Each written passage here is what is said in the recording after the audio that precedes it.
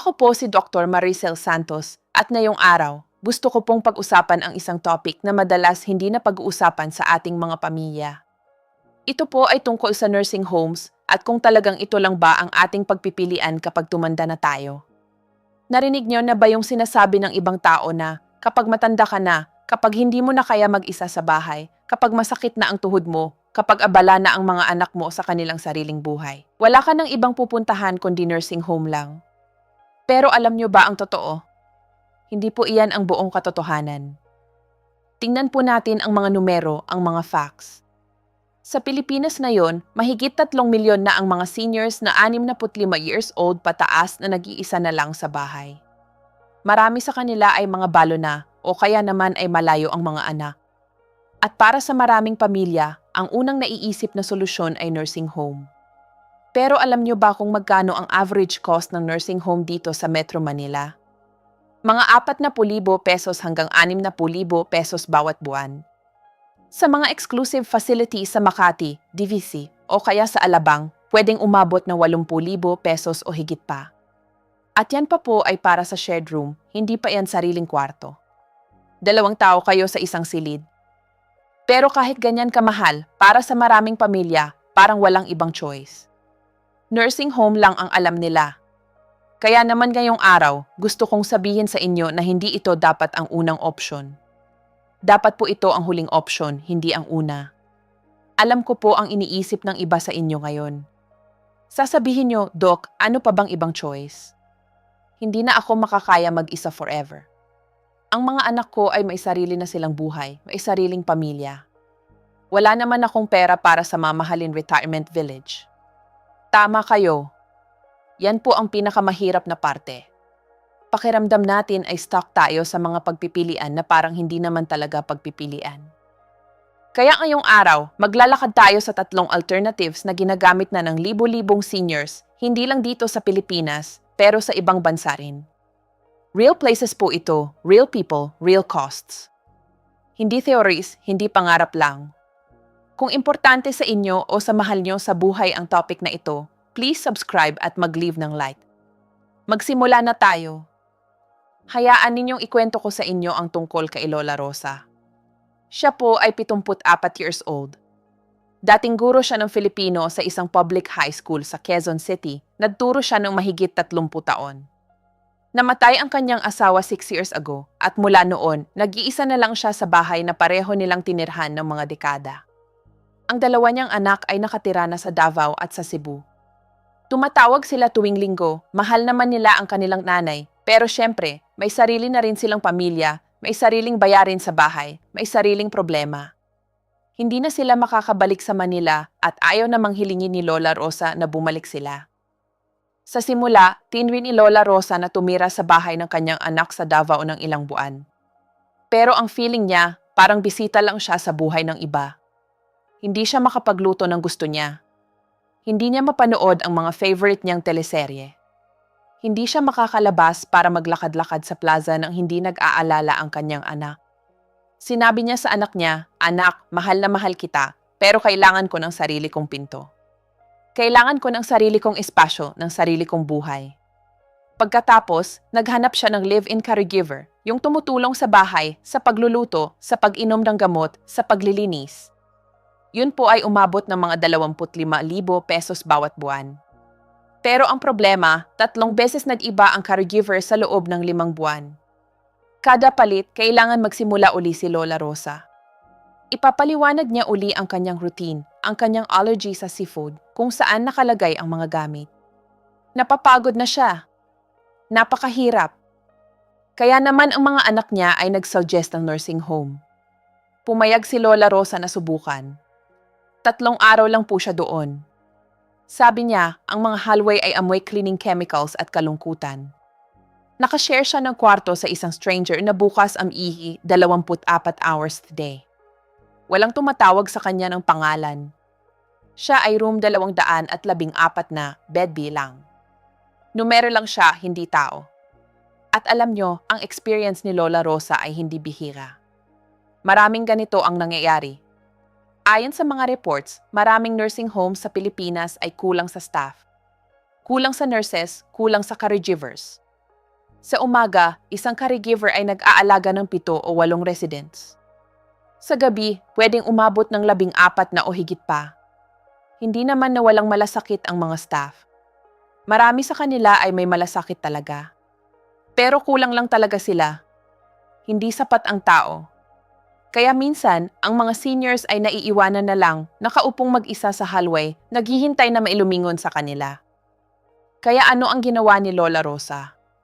Nakahanap siya ng isang bagay na hindi alam ng karamihan. Ito po ay tinatawag na adult family home o sa Pilipinas, pwede nating tawagin na small care home. Ano po ba ito? Ito ay isang regular na bahay sa isang regular na subdivision o barangay. Licensed ito para mag-alaga ng 2 hanggang 6 na residents at may trained caregiver na nakatira doon mismo. Ibig sabihin, 24 hours na suporta, home-cooked meals, shared living room at sarili mong kwarto. Ang average cost po nito ay mga 15,000 hanggang 25,000 pesos bawat buwan. Yan ay kalahati lang ng nursing home. At sa maraming lugar, ang PhilHealth o ang Social Security ay pwedeng tumulong sa bayad.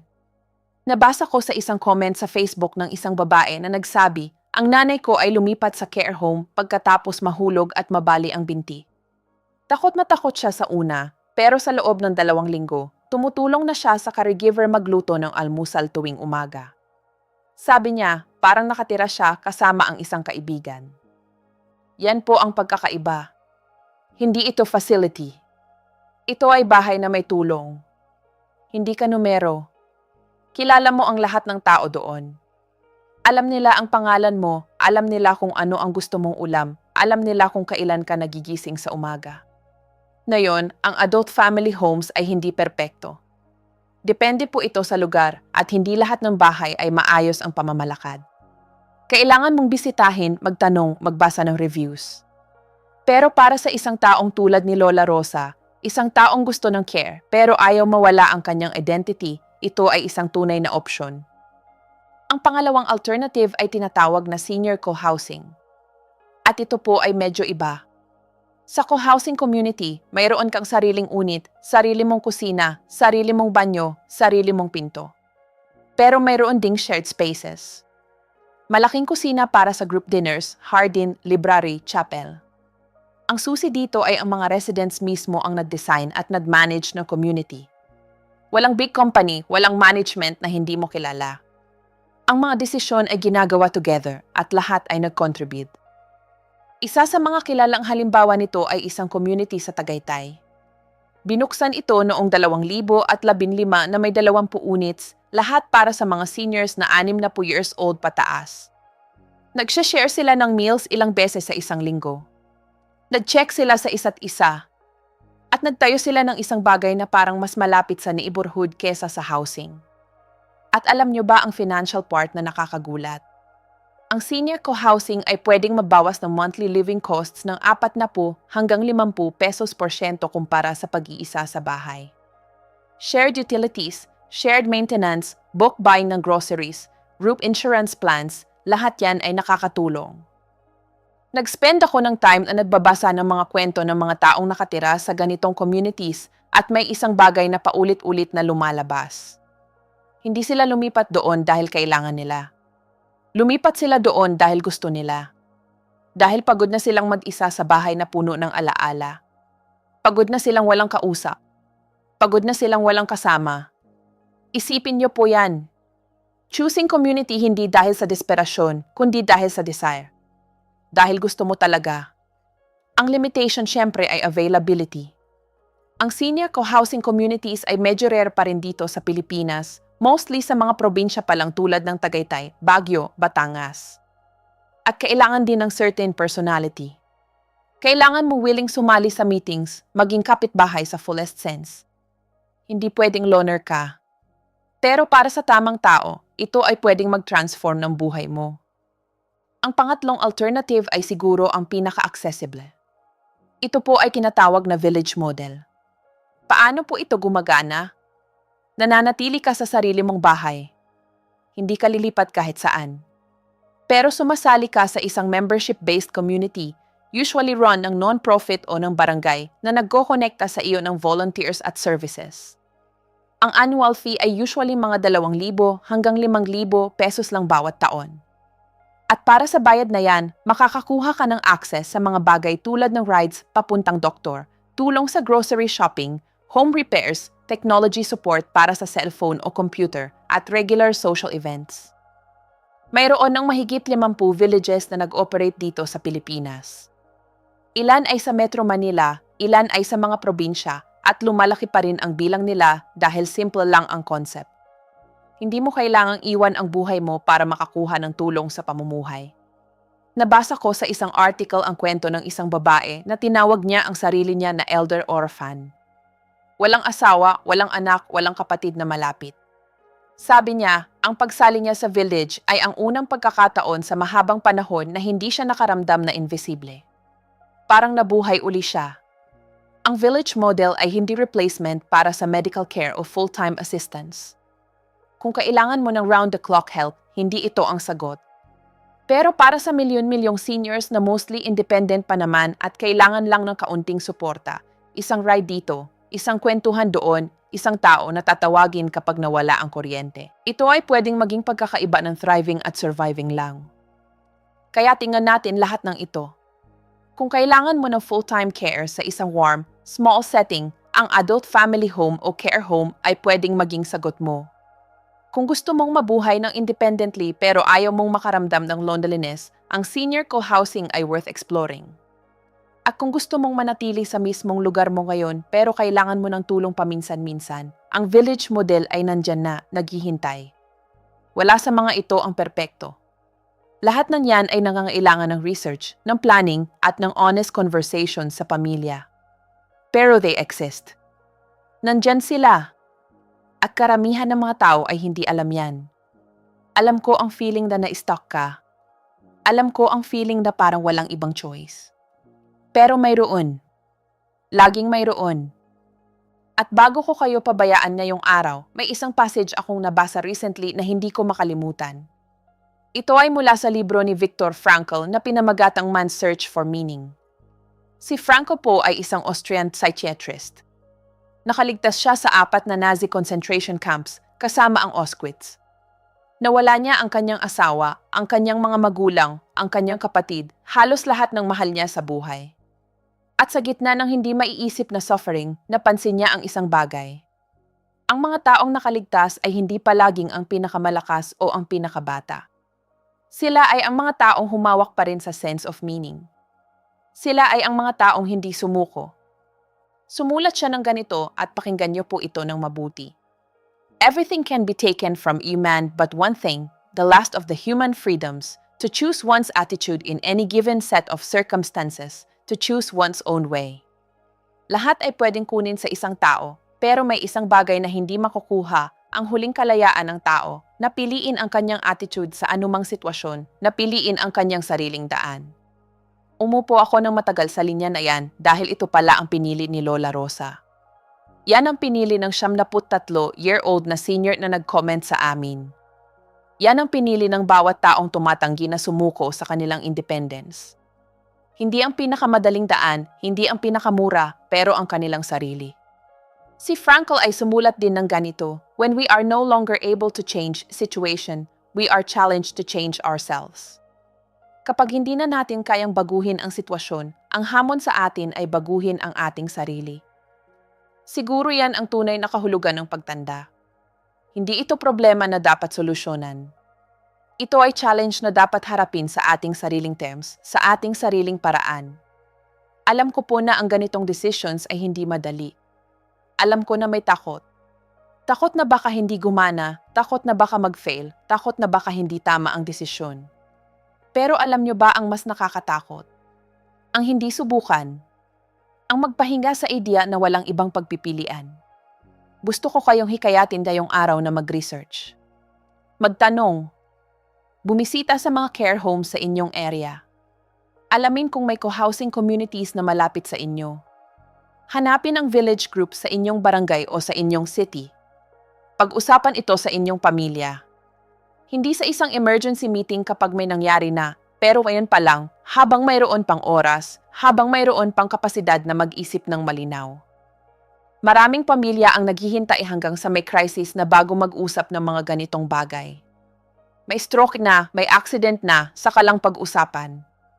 Pero sa totoo lang, ang best time para pag-usapan ito ay ngayon. Ngayon na walang pressure.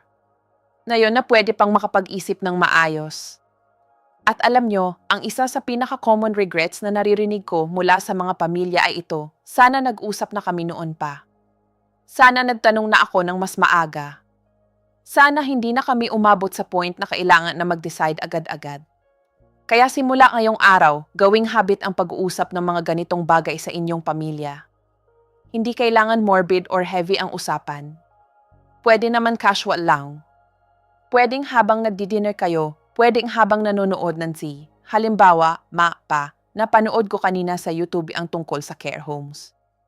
Ano po ba ang gusto niyo if ever? Ano po ang mas comfortable sa inyo? Yun lang. Simple. At sa mga seniors na nanonood nito, gusto kong sabihin sa inyo ng direkta. Kayo ay may karapatan na piliin kung paano kayo mabubuhay sa inyong senior years. Kayo ay may karapatan na may sariling pinto. May sariling espasyo. May sariling buhay. Hindi kayo burden. Hindi kayo abala. Kayo ay mga tao na may dignity, may worth, may karapatang mamili. Huwag kayong matakot na magsalita. Huwag kayong matakot na sabihin kung ano ang gusto ninyo. Alam ko na minsan, ang tendency ng mga seniors ay mag-adjust na lang, sumunod na lang, huwag na lang magreklamo para hindi maging hassle sa pamilya. Pero alam nyo, ang mga anak ninyo, ang mga apo ninyo, gusto din naman nilang malaman kung ano ang gusto ninyo. Hindi nila mababasa ang isip ninyo. Kailangan ninyong sabihin. Kailangan ninyong i-communicate. At hindi naman kailangan bastos o demanding, simpleng honest lang. Ma, gusto ko ng sarili kong kwarto. Pa, hindi ako comfortable sa nursing home, pwede ba tayong maghanap ng ibang option? Isa pang mahalagang bagay na gusto kong banggitin, ang power of attorney at advance directives. Maraming tao ay hindi pa rin alam ang mga ito. Ang power of attorney ay isang legal document na nagbibigay sa isang tao, usually ang anak o kapatid, ng authority na gumawa ng decisions para sa iyo kapag hindi mo na kaya. Ang advance directive naman ay isang document na nagsasabi ng iyong preferences para sa medical care kapag hindi ka na makapagsalita para sa sarili mo. Ang mga documents na ito ay hindi lang para sa mayayaman. Ito ay para sa lahat. At ang paggawa nito ay hindi nangangahulugang sumusuko ka na o preparing to die ka na. Hindi. Ito ay nangangahulugang responsible ka. Ito ay nangangahulugang iniisip mo ang future at gusto mong protektahan ang sarili mo at ang pamilya mo. Maraming abogado na nag-offer ng affordable rates para sa ganitong services at ang PhilHealth ay may programs din na tumutulong. Bumalik tayo kay Lola Rosa. Ano na ang nangyari sa kanya ngayon? Nakatira na siya ngayon sa isang care home sa Quezon City. 3 ibang seniors ang kasama niya. Mayroon siyang sariling kwarto na dinecorate niya ng mga pictures ng pamilya niya at mga books na mahal niya. Kumakain sila ng sabay-sabay sa dining table, hindi sa tray sa kama. Naglalaro sila ng card games sa hapon. Nanonood sila ng scene pag Sabado. At ang pinaka-importante, tuwing umaga, kapag gising na si Lola Rosa, may tumatawag sa kanya, "Good morning, Rosa. Kumusta ang tulog mo?" Hindi siya numero. Hindi siya room 214 na, beddi, siya ay Rosa. Siya ay tao. At yun ang lahat ng gusto niya. Gusto ko ding sabihin na hindi perfect ang buhay ni Lola Rosa sa care home. May mga araw na homesick pa rin siya. May mga araw na miss niya pa rin ang dating bahay niya. May mga araw na naiinis siya sa ibang residents. Pero sa overall, masaya siya. At yan ang importante. Ang happiness, ang contentment. Gusto ko ring banggitin ang tungkol sa mental health ng mga seniors. Maraming tao ang hindi napapansin na ang depression at anxiety ay napakalaganap sa elderly population. Sa totoo lang, ang suicide rate sa seniors ay mas mataas kumpara sa ibang age groups, pero hindi ito pinag-uusapan. Bakit? Dahil tabo. Dahil nakakahiya. Dahil iniisip natin na bahagi lang yan ng pagtanda, na normal lang na malungkot kapag matanda ka na. Pero hindi po normal yun. Kung ikaw o ang mahal mo sa buhay ay nakakaranas ng prolonged sadness, loss of interest sa mga bagay na dating gustong-gusto, changes sa appetite o sa tulog, feelings of worthlessness o thoughts of death, kailangan ninyong kumonsulta sa doktor. Ang depression ay isang medical condition na pwedeng matreat. Hindi ito weakness. Hindi ito kahinaan. Hindi ito dahil kulang ka sa faith o kulang ka sa gratitude. Ito ay chemical imbalance sa brain na pwedeng ayusin gamit ang therapy at medication. At alam nyo, ang isa sa mga best ways para ma-prevent ang depression sa seniors ay ang community. Ang connection sa ibang tao. Yan ang dahilan kung bakit ang adult family homes, ang co-housing at ang village model ay effective. Dahil hindi lang sila nabibigay ng physical care, nabibigay din sila ng emotional at social support. Kailangan ng tao ang connection. Kailangan natin ng relationships. Hindi tayo ipinanganak para mag-isa. Gusto ko ring pag-usapan ang tungkol sa burden mentality. Maraming seniors ang feeling nila ay burden na sila sa pamilya. Feeling nila hassle na sila. Abala na sila. Kaya minsan, ang ginagawa nila, hindi na sila nagsasabi kapag may sakit sila. Hindi na sila humihingi ng tulong kahit kailangan na nila. Kasi ayaw nilang maging pasanin. Pero alam ninyo, ang pag-iisip na ganyan ay nakakasakit sa pamilya. Ang mga anak ninyo ay mahal kayo. Gusto nilang tulungan kayo. Pero hindi nila alam kung ano ang kailangan ninyo kung hindi kayo magsasalita. Kaya please, sa mga seniors na nanonood nito, makinig kayo sa akin. Kayo ay hindi burden. Kayo ay blessing. Kayo ay pinag-pray for, pinag-sacrifice for, minahal. At ang pagtanggap ng tulong ay hindi sign ng weakness. Ang pagtanggap ng tulong ay sign ng wisdom. Dahil alam mo kung kailan mo kailangan ng support. At yun ay strength, hindi weakness. At sa mga anak na nanonood nito, gusto ko ring sabihin sa inyo, ang pag-aalaga sa inyong mga magulang ay hindi obligation lang. Ito ay privilege. Ito ay gift. Dahil hindi lahat ng tao ay binibigyan ng pagkakataon na mag-take care ng parents nila hanggang sa senior years. Maraming tao ang namatayan ng maaga. Maraming tao ang walang magulang na inaalagaan. Kaya kung binigyan kayo ng Diyos ng privilege na ito, yakapin ninyo. Hindi ibig sabihin na perfect kayo o hindi kayo mapapagod o hindi kayo mainis. Tao lang kayo. Pero sa kabila ng lahat, yakapin ninyo ang responsibility na ito na may grace at may love. Ngayon, alam kong ang lahat ng sinabi ko ngayong araw ay overwhelming. Maraming information. Maraming options. Maraming kailangang isipin. Kaya gusto kong bigyan kayo ng simple action steps. Una, pag-usapan ninyo sa pamilya ang topic na ito ngayong linggo pa lang. Huwag nang mag-antay pa. Pangalawa, mag-research online tungkol sa adult family homes, co-housing at village model sa inyong area. Pangatlo, bumisita sa kahit isang facility o community na na-interest kayo. Makita ninyo mismo. Magtanong kayo. Makaramdam kayo. Pang-apat, kumonsulta sa financial advisor o sa social worker para malaman ninyo ang budget at ang available assistance programs. Panlima, gumawa ng plan. Hindi kailangan perfect. Hindi kailangan detailed. Pero kahit basic plan lang na may direction kayo. At ang pinakahuling action step, bigyan ninyo ang sarili ninyo ng grace. Bigyan ninyo ang pamilya ninyo ng grace. Hindi ito madali. Hindi ito black and white. Walang perfect answer. Pero ang importante, sumusubok kayo. Ang importante, gumagawa kayo ng steps tungo sa mas better situation. Yan lang ang kailangan. Progress, hindi perfection. Gusto ko pong tapusin ang video na ito na may pag-asa.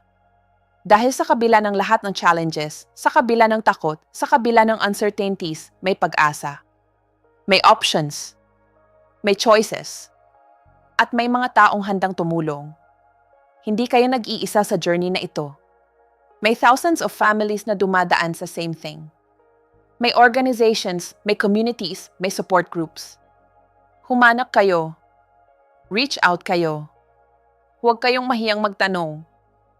At sa mga seniors, gusto kong sabihin sa inyo, ang best years ninyo ay hindi pa tapos.